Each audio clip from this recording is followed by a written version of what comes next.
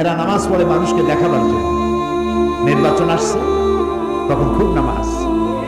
এদেশের বেশিরভাগ মানুষ তো মুসলমান, তাদেরকে ধান্দা লাগাবার জন্য টুপি একটা লাগবেই। মুসলমানদের মধ্যে দুইটা ভাগ, একটা হলো মুমিন আর একটা হলো মুনাফিক। মুনাফিক চেনা যায় না, দাড়ি আছে, টুপি আছে, লম্বা জামা আছে, চেনার উপায় নেই। রাসূলুল্লাহ চেনেন নাই।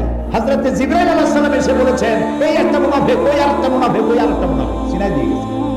সাবধানে কথাবার্তা বলবেন, এরা কিন্তু ভিতরের কথা বাইরে বলে দেয়। এই মুনাফিকগুলি তারাও নামাজ পড়ে।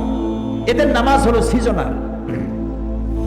ঈদের দিনে, জুমার দিনে শৌখিন নামাজ পড়ে, একটু জামা টামা গায়ে দিয়ে আতর টাতর স্প্রে করে সামনের কাতারে গিয়ে দাঁড়ায়, শরমও করে না। ঈদের দিনেও শেরওয়ানি লাগায়া তারপরে আতর মেখে টেকে দাঁড়ায় যায় সামনের কাতারে ইমামের পেছনে, এবং যত